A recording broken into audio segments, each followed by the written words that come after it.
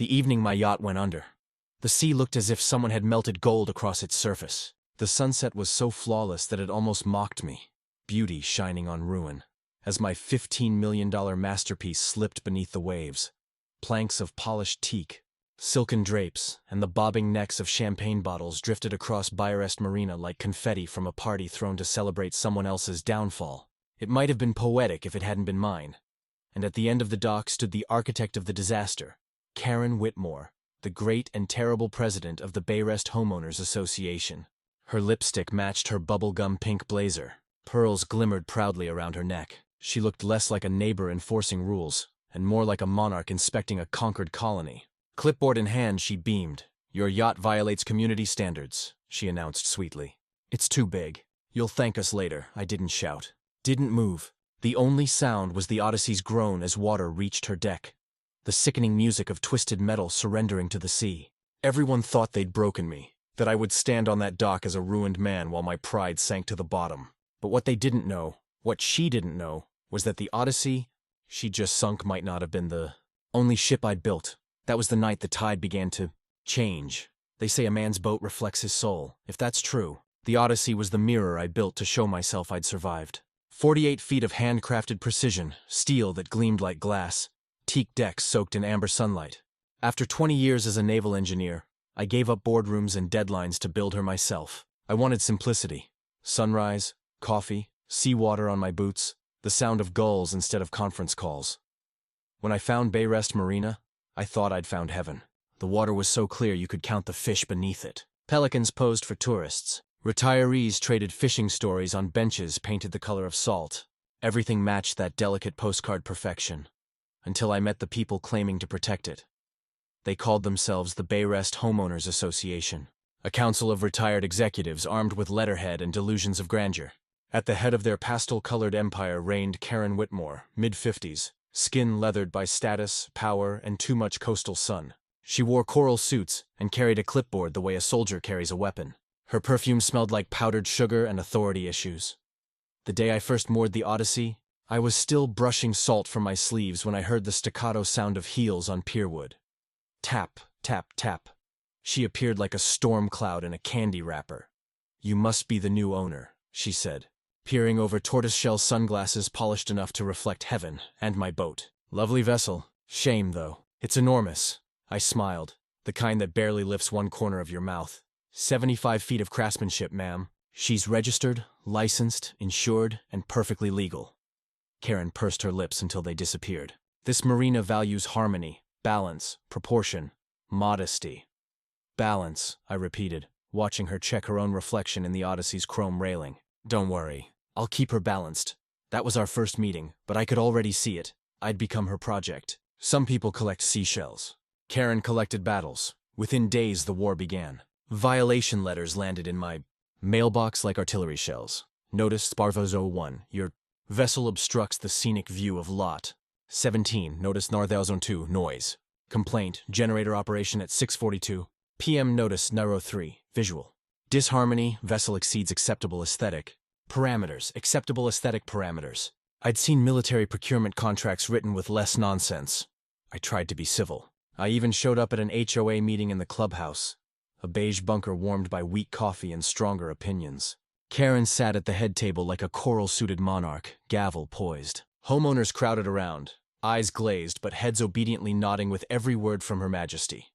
She reached item 3, the yacht problem. "Mr. Hayes," she began, smile all courtesy and knives. "While we appreciate your enthusiasm for the ocean, your vessel is overwhelming. It casts shadows on other docks. It affects resale value. We kindly ask you to remove or replace it." I nearly choked. "Replace a $15 million yacht?" I asked evenly. "Karen, I have every permit. My lease was signed before this meeting. The Marina Code lists no length restrictions." Her smile sharpened. "We'll see about that." And she did. From then on, I was enemy number 1. Inspectors, her cronies, showed up unannounced. I got fined because my deck lights were blue instead of white. One afternoon I returned to find a bright orange sticker slapped across my gangway. Notice of non-compliance. Immediate action required. I peeled it off and stuck it to my fridge like a trophy. But her campaign escalated from irritation to sabotage. Rumors spread faster than salt in storm air. My boat leaked oil, blocked fishing routes, shattered the serenity of the bay. Some neighbors started whispering as I walked past. Others pretended not to see me at all. Someone even left a note under my windshield wiper. "Move your boat before we make you." Then came the night of the blackout.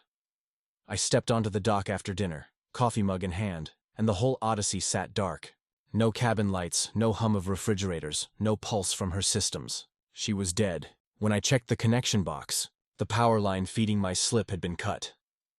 The next morning, Karen reclined on her porch, sipping iced tea with the smug calm of a soap opera villain. "Oh," she said, watching me approach. "We had to disconnect non-compliant vessels. Community policy." "Community policy?" I repeated. "You mean your policy?" She tilted her head. "Same thing, really," I wanted to scream. But I'd learned an engineer's version of patience, and a lawyer's trick. Never spend your anger too early, so I smiled. "Understood," I said softly. "I'll make a note." And I did, literally in a notebook titled HOA. Inside, I documented every petty notice, every grainy photo, every timestamp of harassment. Seeds of evidence. Karen, however, wasn't finished.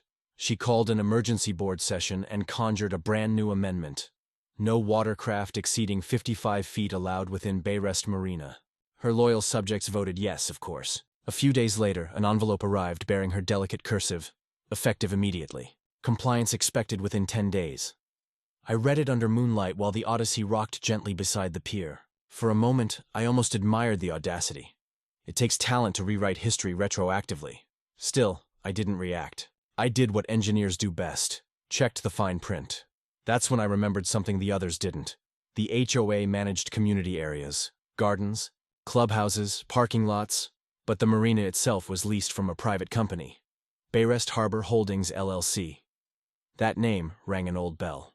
I'd seen it before, in one of my exit portfolios years earlier. Out of curiosity, I opened some files. A few calls and a signature search later, my lawyer confirmed the truth. I was the majority owner of Bayrest Harbor Holdings LLC. In short, I owned the water they thought they ruled. The docks, the slips, the seabed leases, mine. The great Karen Whitmore had been waging her campaign on my property all along. That night, I stood on the pier, breathing salt thick with coming victory. The moon gilded the Odyssey's hull in silver light. For the first time in months, I smiled without bitterness. They wanted a fight. They'd just chosen my battlefield. I opened my notebook and scrawled a line beneath all the evidence, underlining it twice. They don't own the water. Then I called my lawyer and said, "Let's keep quiet for now. Let them think they've won." Because when an HOA goes silent, that isn't peace. It's the tide pulling back before the wave hits. For almost 3 weeks, the world stayed calm. Spooky calm. No fresh finds, no new memos, only the sound of gulls and distant engines. I even started to imagine Karen had grown bored of me and moved on to policing someone's lawn ornaments.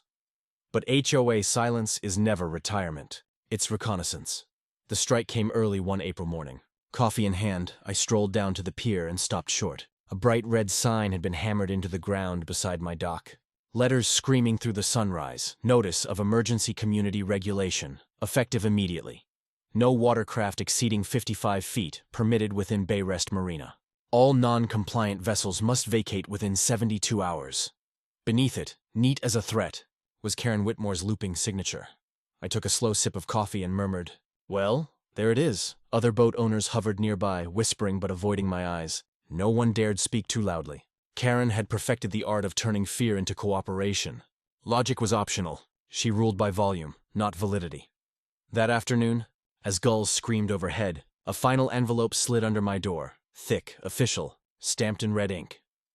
Failure to comply may result in removal, fines, and legal action under HOA community statutes. I read it once. Then I reached for the phone, dialing the number printed at the bottom. The line clicked. "Bayrest HOA, this is Karen speaking." I smiled into the receiver. "Karen, hi. It's Michael Hayes," I said. "Got your letter. Quick question. Where exactly do you think your community statutes apply?" She laughed softly. That kind of condescending hum only bureaucrats and bad therapists have perfected. "Oh, Michael, we both know. Your yacht is an eyesore. The community has spoken. If you don't comply, we'll handle it." "Handle it," I repeated. "Got it. Mind if I record this call?" Click. She hung up. The next few days were a circus. HOA members showed up with measuring tapes, clipboards, and bright orange vests walking around like they were part of the Coast Guard. One guy in cargo shorts tried to measure my hull with a construction ruler and dropped it into the water. Karen stood behind them, pointing at things and whispering into her phone. I just sat on my deck drinking lemonade watching the show. That night, I checked the marina's security cameras. They'd been tampered with. 3 feeds were suddenly offline. I replaced the memory cards myself, then set up my own hidden cameras. One near the gangway, one under the dock, and one facing the parking lot. Years of engineering had taught me how to think like a saboteur. Sure enough, the next morning, one of my power cables was neatly cut. The shore water line had been disconnected too. So I went to the HOA office in person. It was a converted clubhouse, marble floors, fake plants, and motivational posters about community spirit. Karen was there, sitting behind her desk like a queen at court. "Karen," I began, keeping my voice calm, "you've cut power to private property? That's a violation of state law." She smiled sweetly. "We're simply enforcing standards of safety." "Safety?" I asked. "You think pulling live electrical lines in the rain is safe?" Karen tapped her clipboard. "You're not welcome here, Michael. The board has voted unanimously. Your yacht must go." "Funny," I said, "because I just checked the property maps. You don't actually own this dock." Her eyes flickered for a moment, just a second of uncertainty before she regained her composure. "The HOA governs all community areas," she snapped. "No," I said, leaning closer. "You manage them, and this marina isn't yours to manage." The color drained slightly from her face, but she forced a grin. "Then we'll see what the county says." And she did exactly that. Within 48 hours, I had 2 county inspectors, 1 fire marshal, and an environmental safety officer all knocking on my hull. Someone guess who had filed anonymous complaints about hazardous waste and illegal modifications. Each of them found nothing. Still, every report meant another delay, another fee, another nuisance. Karen wasn't trying to win legally. She was trying to wear me down. Meanwhile, she began her real campaign: public opinion. I started seeing posts on the neighborhood Facebook group, "Millionaire blocks marina access." "Selfish outsider refuses to respect community. HOA stands strong against arrogance." She even uploaded a photo of my yacht with the caption, "When money floats, manners sink." By the end of the week, I was receiving hate mail from strangers. One person threw a rock through my truck window with a note attached, "Move your ship or we will." For a moment, I felt the anger rise like the tide. I wanted to retaliate, to shout, to expose her right there in front of everyone. But again, I remembered my rule: don't spend your anger early. Instead, I turned to strategy.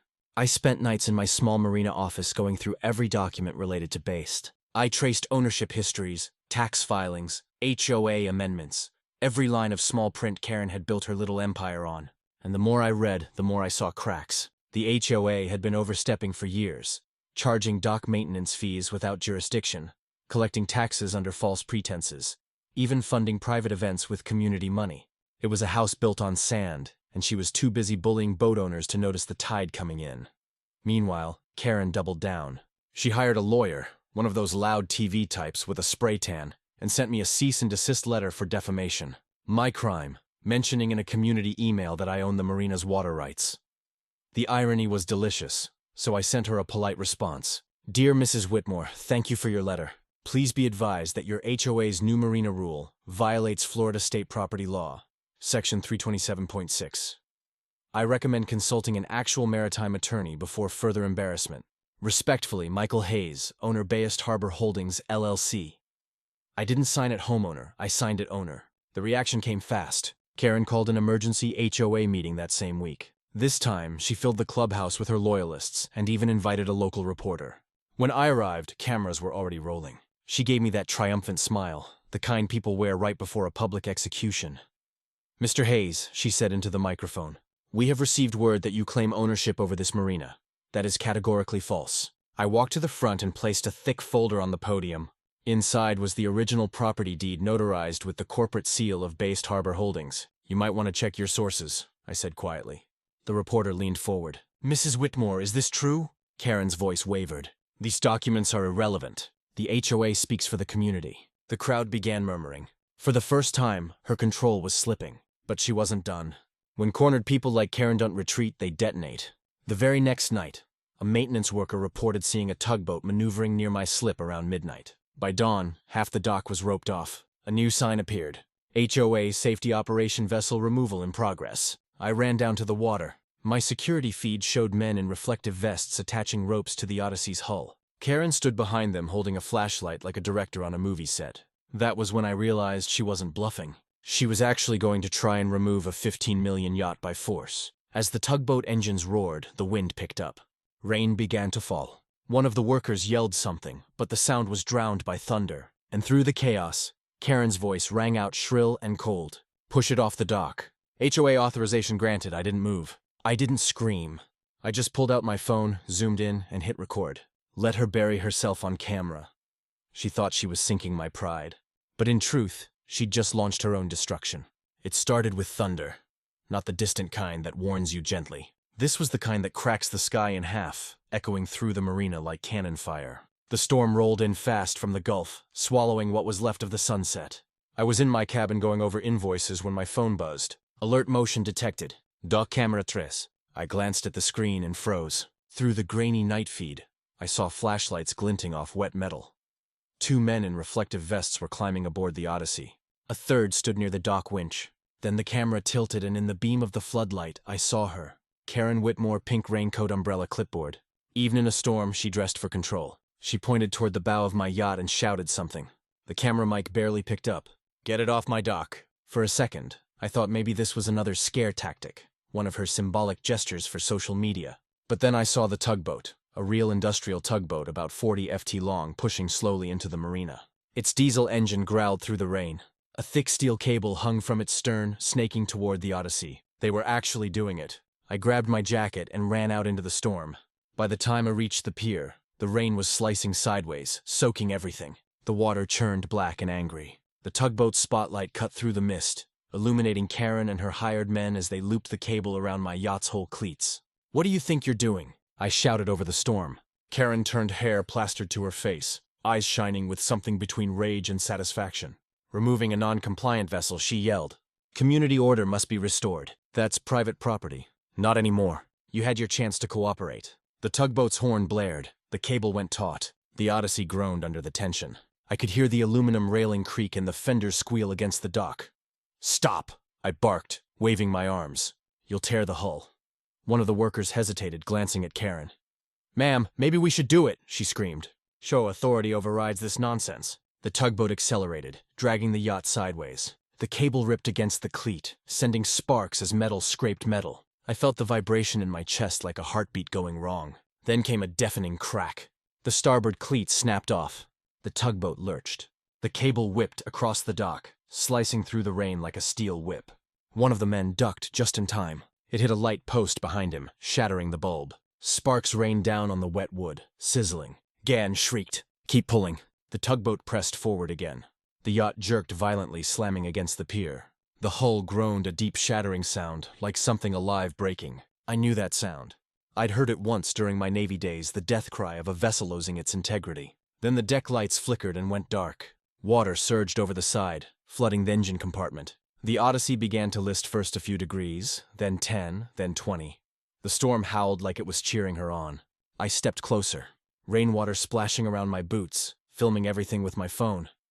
"Karen, you just committed felony property destruction." "Don't you dare film me!" she shrieked. "This is an HO operation." Lightning flashed, freezing the scene in white light, her outstretched arm, the men struggling with ropes, the tugboat's engine coughing smoke. And then, with a slow, almost graceful tilt, the Odyssey Gavin. The stern dipped the bow, rose slightly, and the sea swallowed her with a final hollow gasp. The water boiled. Us air escaped the sinking hull. Furniture cushions and shattered glass bubbled to the surface. My yacht, my second chance, my masterpiece was gone. Karen stood at the edge of the dock, breathing hard, makeup streaked down her cheeks. "You see," she shouted over the thunder. "This is what happens when you defy the HOA. I said nothing. I just walked past her, slow and deliberate, like a man walking away from a burning bridge. My boots echoed against the planks. The tugboat crew stepped aside. Even they looked uneasy now. I stopped at the end of the dock and turned around. "Hope your clipboard's waterproof," I said quietly. "You'll need it in court." Then I left. The next morning, the marina looked like a battlefield. The storm had passed, leaving behind calm water and wreckage. Bits of fiberglass washed up near the pylons, glinting like seashells. Seagulls perched on floating debris, cushions, ropes, pieces of my railing. Karen was there early, of course, giving interviews. A local news van was parked nearby. She stood in front of the camera with her arms folded, pretending to look noble. Last night's unfortunate incident was a necessary act of community safety, she declared. The yacht was unstable and posed environmental risks. We did what we had to do. The reporter nodded sympathetically, clearly enjoying the drama, and the owner, Karen, sighed dramatically. He was uncooperative. We hope he'll understand that rules exist for everyone's good. I watched the broadcast later that afternoon from my office, coffee in hand, surrounded by the scent of salt and diesel. My phone wouldn't stop buzzing emails, messages, articles. The HOA had released an official statement claiming they'd acted with county approval. They even attached a letter stamped with the words Emergency Safety Enforcement. Only it wasn't from the county. It was printed on HOA letterhead. Sloppy, predictable, and illegal. I didn't reply. I didn't go public, not yet. Instead, I made 4 calls to my insurance agent, my attorney, the State Maritime Authority, and the FBI's local field office. The insurance representative, a woman named Dana, sounded sympathetic at first until she read the HOA's claim. Mr. Hayes, if the incident is categorized as a community safety measure, your coverage might be. I cut her off. Dana listened to me carefully. That dock, that water, and that yacht, they're all mine. The HOA had no jurisdiction. Send an investigator. Bring a camera. Their Wasselance. Then she said, understood. That week, investigators arrived. They took photos of the damaged dock, the severed cables, the tugboat tracks on the sandbar. They asked Karen for permits. She provided none, only her own memos and community safety policies. Meanwhile, I compiled everything. The video footage from my camera's multiple angles, the audio recording of Karen authorizing the removal, the fake emergency notice signed under HOA letterhead, the corporate registration showing Based Harbor Holdings, my company as the legal owner of the Marina. When my lawyer, a silver-haired woman named Elaine Porter, reviewed it all, she gave a low whistle. She's cooked, Elaine said. Completely cooked. What do you want to do? Nothing, I said. Not yet, Elaine frowned. Michael, she destroyed your property. I know, I said. But if I act now, she'll play the victim. Let her celebrate a little longer. The higher she climbs, the harder she'll fall. Elaine smiled. You've done this before. Not with boats, I said. With people. Over the next few days, the HOA basked in its victory. Karen held a community appreciation brunch to celebrate the restoration of aesthetic harmony. She even had balloons printed that said, Clean Marina, Clear Conscience. Neighbors posed for photos. The local newspaper ran a piece titled HOA Restores Order After Yacht Dispute. I attended the brunch. Yes, I showed up in sunglasses and a rain jacket. Quiet as ever, people whispered when I walked in. Karen's smile faltered for a second, then she put on her PR face. Mr. Hayes, she said sweetly. So good to see you. I assume you've come to make peace.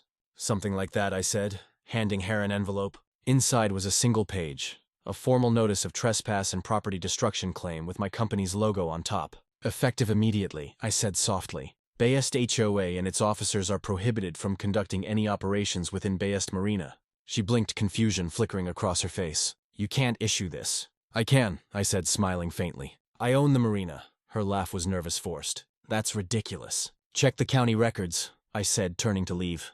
I'll wait. The entire room went silent. I didn't look back. I just walked out, leaving her standing there, the paper trembling in her hand as the first cracks began to form in her little empire.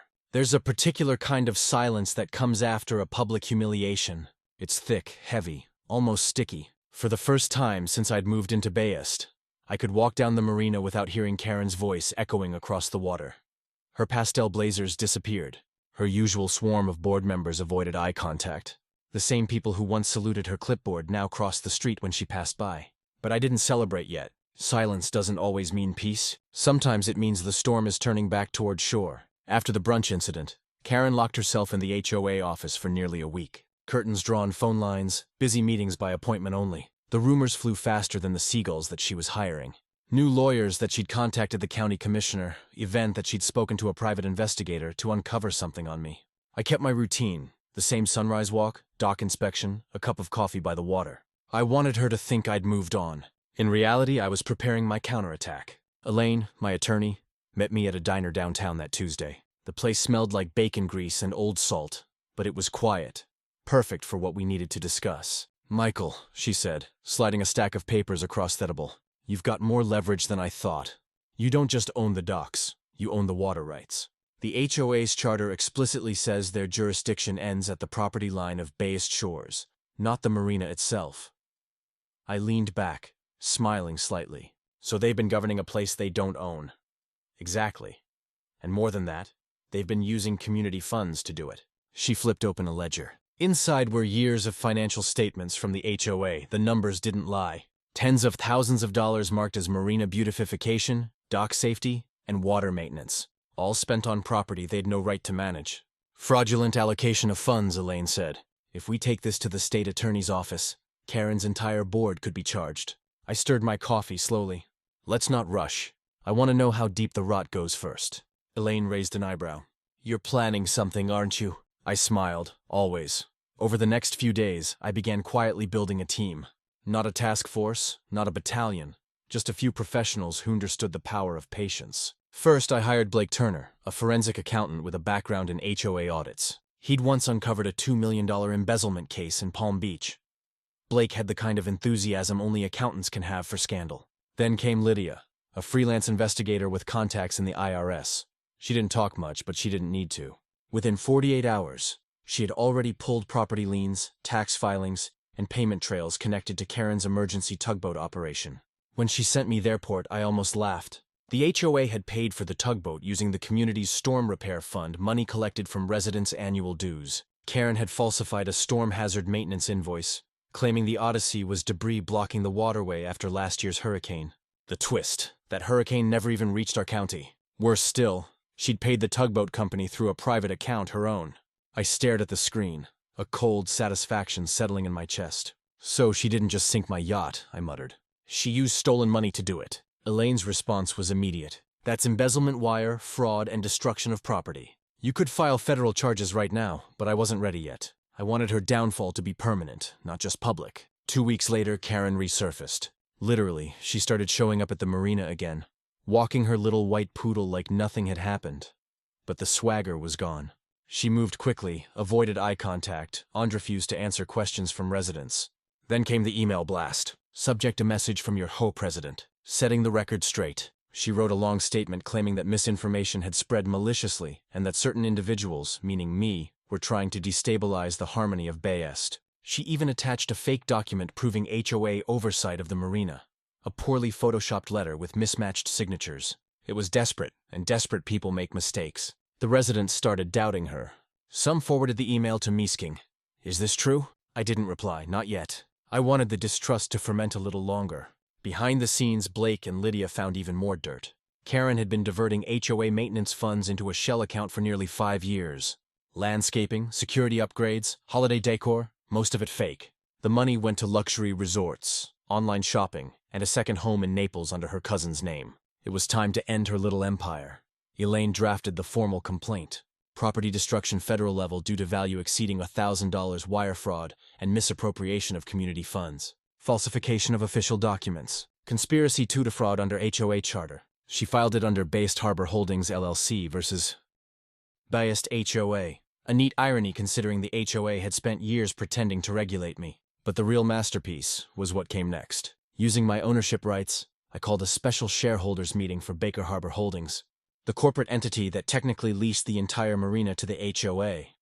The purpose to review contract compliance and discuss possible termination of the HOA's marina privileges. I invited them all. Karen, her vice president, Gary, her treasurer, her secretary, the whole clipboard army. When they walked into the small conference room at the county office building, they looked confused. Karen tried to take control immediately. Mr. Hayes, this meeting is out of order. The HOA charter clearly states. This isn't an HOA meeting, I interrupted, sliding a folder across the table. This is a corporate compliance review. You're here as tenants. She froze. Tenants? Yes. You've been leasing this marina for 8 years. You never paid the maintenance fees or renewed your usage license. Technically, you've been trespassing on private property since 2019. Her treasurer, a nervous man with sweat stains under his collar, whispered, Karen, is that true? She shot him a glare sharp enough to kill small animals. I leaned forward. Effective immediately, the HOA's access to Bayest Marina is revoked. The docks, storage, sheds, and utility access points are under new management. Karen slammed her hand on the table. You can't do this. I smiled. I already did. You'll find the notice posted at the entrance right next to your emergency regulation sign. Her face flushed bright red. You'll regret this, Michael. I have connections. You think owning some water makes you powerful? No, I said softly. Evidence does. Then I stood collecting my files. Oh, and Karen, I'd advise against deleting any emails. Federal investigators tend to frown on that. Her eyes widened. Federal Elaine handed her a copy of the complaint. You'll be hearing from the Department of Justice within the week. Have a lovely evening. That night, for the first time in months, I walked along the docks without feeling the weight of her shadow. The air was still. The sea reflected the moon in perfect ripples. But I knew it wasn't over yet. People like Karen don't surrender. They self-destruct. Sure enough, 2 days later, she tried to spin the story again. A local TV reporter came to the Marina interviewing her as she pretended to cry on camera. He destroyed my life, she sobbed. That yacht was unsafe. I was protecting families, but this time I had something she didn't prove. When the segment aired that evening, the station had already fact-checked her claims with county records and the footage from my cameras, which I had anonymously submitted. The anchors ended the story with one devastating line. Bayest HOA may face criminal investigation for fraud and property destruction. Sources confirm federal authorities are reviewing evidence. By morning, the HOA office was empty. Karen didn't show up. Her poodle was gone. The pink Lexus too. But running wouldn't save her. The law moves slow, but when it moves, it's tidal. A week later, Elaine called. The FBI's Property Crimes Division wants to meet. They've opened a case file. IRS 2. Good, I said. Let's make sure they have everything. Oh, they do, she said, almost laughing. You kept better records than most police departments. And as she said that, I realized something. The real victory wasn't just improving her wrong. It was improving that quiet persistence beats loud arrogance every single time. I looked out across the marina at the empty slip where the Odyssey used to rest. The water was calm again, like it was waiting. Karen had tried to drown my dream. Now it was her turn to sink. The first hearing was scheduled for a Tuesday morning in late September, inside the federal courthouse downtown. A building so clean and cold it looked like it was carved from pure intimidation. I arrived early wearing a gray suit that still smelled faintly of sea salt. Elaine walked beside me, holding a leather folder filled with exhibits, photographs, invoices, emails, videos, every shred of evidence we had collected. I wasn't nervous. I'd been waiting for this. When Karen arrived, she did what Karen always did, turned an embarrassment into a performance. She stepped out of her Lexus in a bright lavender suit, pearls gleaming chin lifted high. Behind her were 2 lawyers in tailored suits and a small entourage of HOA loyalists who still believed she was protecting the community. She even waved to a local news crew waiting outside, giving them her best tragic heroine smile. Elaine smirked. She still thinks this is a HOA meeting. Let her, I said. The camera's not her friend anymore. Inside the courtroom buzzed quietly as people took their seats. I recognized some of the residents. The same folks who'd once applauded when the HOA fined me for having unauthorized decorative lighting. Now they whispered to each other, curious how the table shad turned. The bailiff called order. All rise. Judge Evelyn Mercer entered mid-60s. Sharp eyes, zero tolerance for nonsense. I liked her already. Karen's attorney, a loud man with a Florida tan and too much confidence, started the opening statement. Your Honor, he said dramatically, this case is about community safety. My client, Mrs. Whitmore, acted in good faith to protect the residents of Bayest from a dangerous oversized vessel. Her actions were reasonable, necessary, and within the HOA's jurisdiction. Judge Mercer raised an eyebrow. You're saying your client authorized the destruction of a $15 million yacht as a safety measure? The lawyer nodded. Yes, Your Honor. The vessel? She cut him off. Do you have a single legal statute granting an HOA the power to order maritime removals? He stammered. Well, the bylaws don't override state law, counsel. Try again. You could almost hear the oxygen leave his lungs. Elaine rose calmly. Your Honor, the plaintiff would like to introduce Exhibit A, a video recording from multiple security cameras showing the defendant personally directing the removal of the yacht, the Odyssey, without authorization. The monitors flickered on. The courtroom watched in silence as rain poured, lightning flashed, and Karen's voice screamed, "Push it off the dock." The judge leaned forward, unimpressed, but focused. That's her voice. Elaine nodded. Yes, Your Honor. You'll also notice the tugboat operator asking whether they had legal clearance, to which Mrs. Whitmore replied, and I quote, HOA authority overrides this nonsense. A few people in the gallery gasped. Someone whispered, Oh, she's done! Karen squirmed in her seat. Her lawyer tried to interrupt, but the judge held up a hand. Sit down, counsel, Elaine continued. Now Exhibit B financial records obtained via subpoena. The HOA paid the tugboat company through a private account owned by Mrs. Whitmore. The transaction was labeled as storm debris removal, even though there was no recorded storm in Bayest that week. She paused for effect. We verified this with the National Weather Service. The judge scribbled something down. Go on, Exhibit C, the Marina ownership deed. Bayest Harbor Holdings LLC registered under my client's name. The HOA therefore had zero legal authority to operate, regulate, or remove property from the marina. The judge took the folder, scanning the pages carefully. So, Mrs. Whitmore, let me clarify. You destroyed property on land and water. Your HO didn't own using misappropriated community funds. Karen stood up, her voice trembling.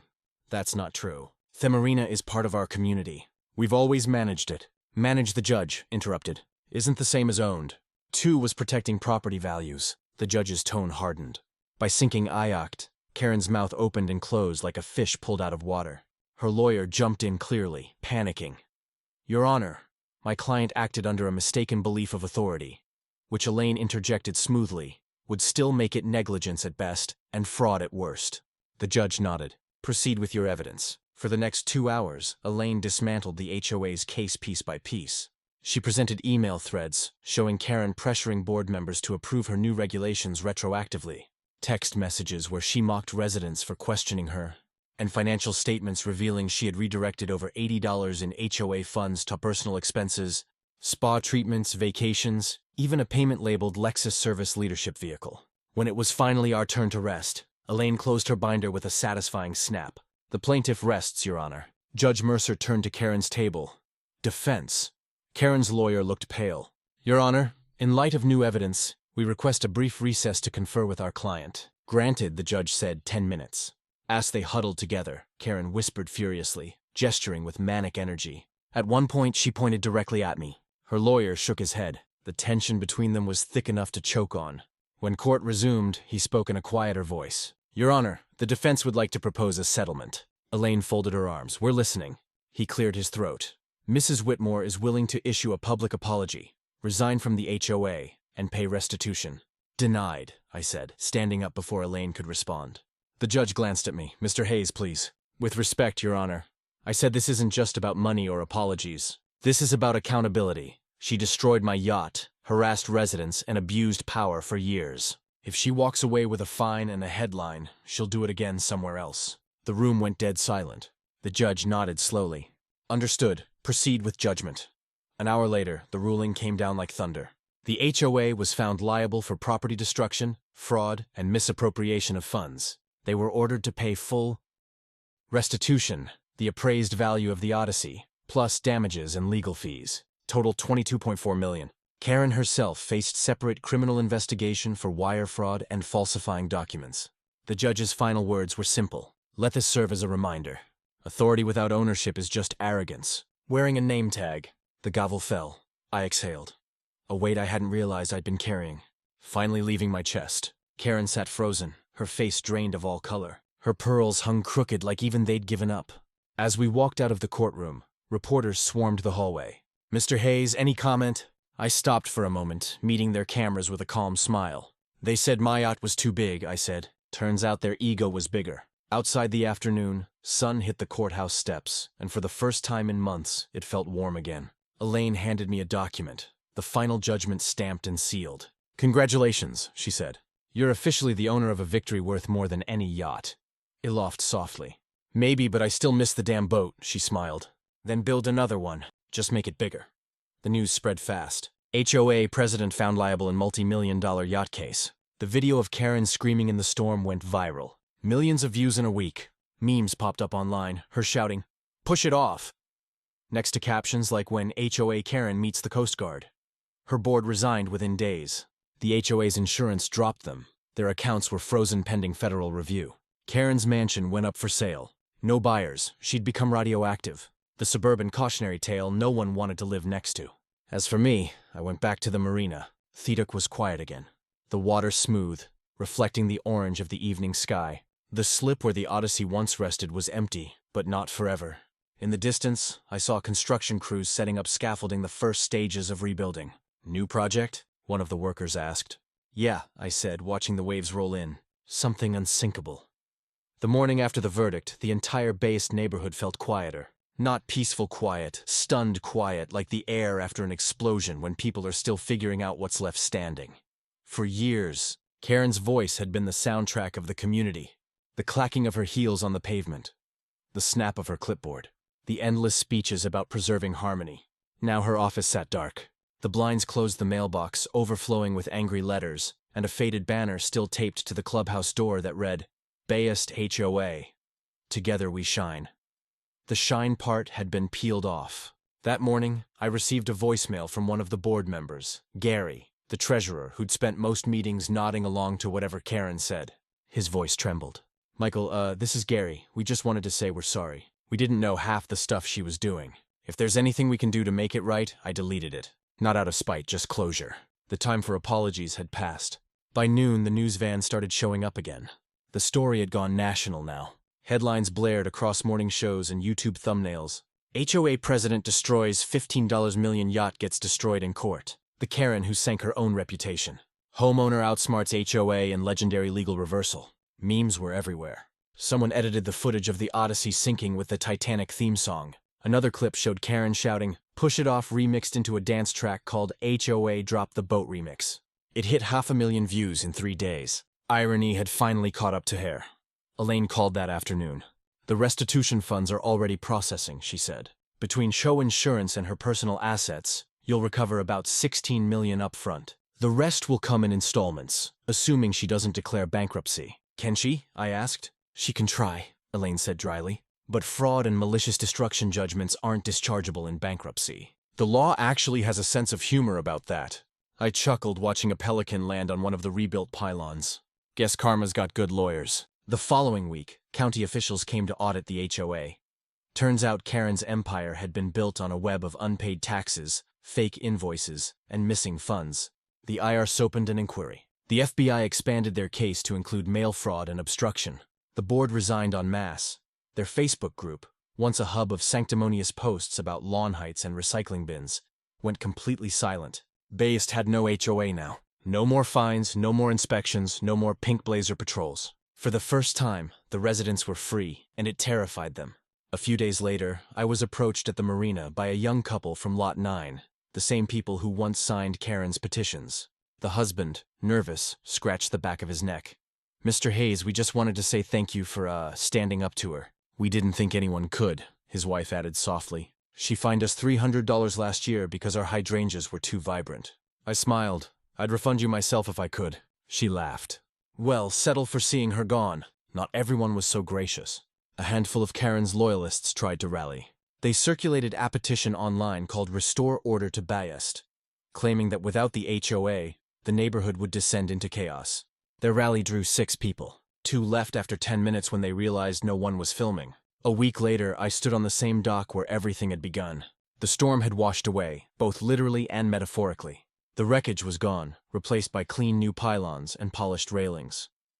Construction crews were finishing the last touches on the new boathouse. Built stronger, smarter, and entirely mine. A sign hung near the entrance, freshly painted in bold navy letters. Odyssey Harbor, private property, management by Hayes Maritime Holdings. Underneath, smaller text read, "Community access by invitation only." It wasn't revenge. It was just as packaged neatly in corporate policy. Standing there, I felt something I hadn't in months. Calm. No anger, no adrenaline, just the slow rhythm of waves tapping against the dock, the gulls overhead, the faint hum of distant boats. Then I heard footsteps behind me. It was Elaine. She handed me a folder. FBI's final update. She said, "They've filed charges. 2 counts of fraud. 1 of destruction of property, 1 of tax evasion. Karen's facing up to 30 years. I opened the folder, scanning the pages. The evidence list was impressive. Bank transfers, witness statements, HOA meeting minutes. One line caught my eye. Subject attempted to delete files, recovered through cloud backup. I grinned. Of course she did. Elaine tucked her hands into her coat pockets. "You did it, Michael. You won." I shook my head. "No, we restored balance. That's better than winning." She smiled. "So what now?" "I rebuild," I said. But not just the yacht, the place itself. That evening, I hosted a small gathering at the Marina. Just a few neighbors, the workers who'd helped rebuild in Elaine. No speeches, no reporters, just good food, good music, and the sound of the sea. We toasted to new beginnings. Someone joked that I should run for HOA president. Everyone laughed, even me. As the sun sank below the horizon, I looked at the empty slip where the Odyssey had once floated. The reflection of the sunset shimmered across the water, turning gold, just like the day she sank. It didn't hurt anymore. 2 months later, word came that Karen's mansion had been foreclosed. She'd sold off her Lexus, the jewelry, the designer, suits, everything. I heard she was living in a small rental near Tampa, awaiting sentencing. A news outlet tracked her down for an interview. She refused to talk, but the camera caught her walking into a grocery store dressed in gray sweats, pushing a cart full of discount cereal. The internet had a field day. Someone captioned it, "When you lose Yacht War and end up on ISIL 5. Cruel maybe, but pudic." Meanwhile, base began to heal. Without the HOA breathing down their necks, residents started to help one another again. The same people who once filed complaints now shared tools and painted fences together. The lawns grew a little wilder, the houses a little more human, and somehow it looked better that way. One afternoon, as I was checking the new dock sensors, Gary Thiex Trurer approached again. "Hey Michael," he said awkwardly. "We're forming a new community association. Voluntary, not mandatory this time. More about cooperation than control. You should join." I raised an eyebrow. "You sure you want me on the board?" He laughed nervously. "Honestly, we'd feel safer if you were." Later that night, he sat on the end of the dock legs dangling over the water. The air smelled of salt and sawdust, fresh construction and fresh starts. I thought about the Odyssey, about how something beautiful had to sink so that something stronger could rise. In the distance, lights flickered from the shipyard where my new vessel was being built. Bigger, better designed with reinforced hull plating. The builders had named it Project Phoenix. It wasn't my idea, but it fit. I watched the stars reflected on the water, thinking about Karen, about power, about how easily pride drowns itself when it refuses to float with truth. Maybe that was the real difference between us. She built her authority on fear. I built mine on patience. The storm had taken my yacht, but it had also stripped away every illusion. Hers, mine, everyone's. Now, standing in the quiet glow of the Marina lights, I realized something simple and profound. I didn't just win against an HOA. I reclaimed my peace. And in the end, that was worth far more than $15 million. 6 months later, the Marina no longer looked like a battleground. The air smelled of varnish and sea breeze instead of diesel and rage. The sound of hammering had been replaced by laughter and guitar music from the workers finishing the last pier. On calm mornings, fog rolled in like silk over the water, wrapping the rebuilt docks in gold. And right in the center, resting where the Odyssey once stood, floated her successor, the Phoenix. She was bigger, stronger, and quieter, a 90-foot testament to second chances. The hull gleamed like molten bronze, her name etched in silver script on the stern. But she wasn't just a yacht. She was a statement. She said, "You can try to drown me, but I'll rise again anyway." On the day of her christening, I hosted a small gathering. No media, no speeches, just friends, neighbors, and the few people who had stood beside me when everything went under. Elaine came in a blue sundress, pretending she wasn't tearing up. The shipwrights wore work boots and wide smiles. Even Gary, the ex-trier, showed up carrying a cooler of beer. "Never thought I'd say this," he muttered. "But this place looks better without HOA signs everywhere." Aloft. "Freedom always looks better, Gary." We raised glasses of champagne as the sun bled orange across the bay. I smashed the ceremonial bottle against the bow, not hard enough to dent, just enough to mark the start of something new. The crowd cheered. Someone shouted, "Long live the Phoenix," and the gulls seemed to echo it overhead. But I wasn't celebrating just a boat. I was celebrating closure. Because that morning, right before the ceremony, I'd received an email from the U.S. Attorney's Office. Subject line, United States versus Whitmore. Sentencing summary. Karen had been convicted on all counts: property destruction, fraud, falsification of documents, and tax evasion. 25 years, no parole. The judge's remarks were poetic. "This court finds that Mrs. Whitmore weaponized community trust and authority for personal gain. Such conduct corrodes the foundations of lawful society." Poetic justice.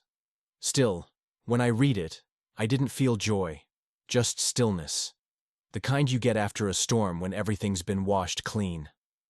After the party, when the Marina quieted down, I took a walk along the docks. The lights reflected in the water like a trail of fire leading back to the horizon. The Phoenix swayed gently, almost breathing. I found Elaine sitting on one of the benches, watching the reflections ripple. She looked over as I approached. "Hard to believe it's all over," she said. "Not over," I corrected. "Just beginning again," she smiled. "You could have walked away, Michael. Sold the Marina, left this mess behind. Why rebuild here?" I stared at the calm black water. Because this place reminded me that control isn't ownership. Karen wanted to control everything people rules, even the water. But you can't own the tide. You can only respect it. Elaine tilted her head. You really should write speeches, I laughed. God forbid. I'd rather build them. Later that week I reopened. The Marina officially under its new name. Odyssey Harbor, Private Marina, and Veterans Fund Center. Half the slips were leased to local boors. The other half were reserved for veterans learning maritime trades, funded entirely by the restitution money. When the local paper came for an interview, I didn't give them the revenge story they wanted. Instead, I told them about the harbor fund. Every dollar Karen tried to steal will go toward giving someone else a future. You don't beat greed by matching it. You beat it by outlasting it. The article ran under the headline From HOA War to Hope Harbor, How One Man Turned Revenge into Renewal. For the first time, people were talking about Bay Est not as a cautionary tale, but as a comeback story. 2 months later, something unexpected happened. A letter arrived in my office mailbox, handwritten. No return address, postmarked from a federal facility in Tallahassee. The handwriting was unmistakable, tight, elegant, full of ego. Karen, I hesitated before opening it. Inside was a single page. Mr. Hayes, they tell me you rebuilt the Marina. Congratulations. You were right about the law. You were wrong about me. I didn't want to destroy you. I wanted to prove I mattered. But when people stop listening, you start screaming. You film the screaming, but never the silence before it. Enjoy your ocean, Michael. Mine's smaller now, but it's quiet. KW. I read it twice, then folded it carefully and placed it in the drawer. Not forgiveness, not pity, just closure. She'd finally learned what control without compassion leads to emptiness. As the weeks turned into months, Odyssey Harbor grew into something larger than I'd imagined. Veterans who'd never stepped on a boat before now worked the docks, restoring old vessels for charity. Locals visited every weekend for community markets. The old HOA office was turned into a maritime museum. The sign still hanging crookedly outside, a reminder of what happens when pride steers the ship. Sometimes I'd catch tourists taking photos beside it, laughing at the irony HOA rules enforced. Underneath it, someone had spray painted "Not anymore," and I let it stay. On a quiet evening in December, I took the Phoenix out for her first full night voyage. The water shimmered under the moonlight, calm and infinite. As the engines hummed, I thought back to the first time I saw the Odyssey sinking. That moment of helplessness, that weight in my chest as something I love disappeared beneath the surface. Now, sailing under a star-filled sky, I realized something I hadn't before. Sometimes you have to lose what you built to remember why you built it. When the world takes everything from you, it's not teaching you to surrender. It's teaching you to rebuild smarter, steadier, and with a better compass. I anchored near the edge of the bay, the water perfectly still, and spoke softly to no one in particular. She thought power meant control, but real power, it's knowing when to let go. The wind carried the words away, dissolving into the night. When people hear stories like mine, they focus on the revenge, the courtroom victories, the fines, the poetic justice. But that's not the real story. The real story is what happens after the noise fades. When the cameras leave, when the outrage cools, when you're left with an empty dock and a choice, rebuild or walk away. I chose to rebuild not because I wanted to prove anything to Karen or the HOA, but because rebuilding is the quietest, most powerful form of revenge there is. It says, you didn't break me, you refined me. In life, you'll meet people who mistake power for ownership, bosses, neighbors, officials, even friends. They'll try to write rules over what isn't theirs. Let them. Paper fades, deeds endure. Because true strength isn't in shouting or punishing or proving you're right. It's in standing firm, calm as the tide, waiting for the storm to pass and then planting something beautiful right where the wreckage used to be. So if someone ever tries to sink your peace, remember this: tides turn, storms end, and the ocean never stays angry for long. Watch until the end of your own storm. From the calm is worth it.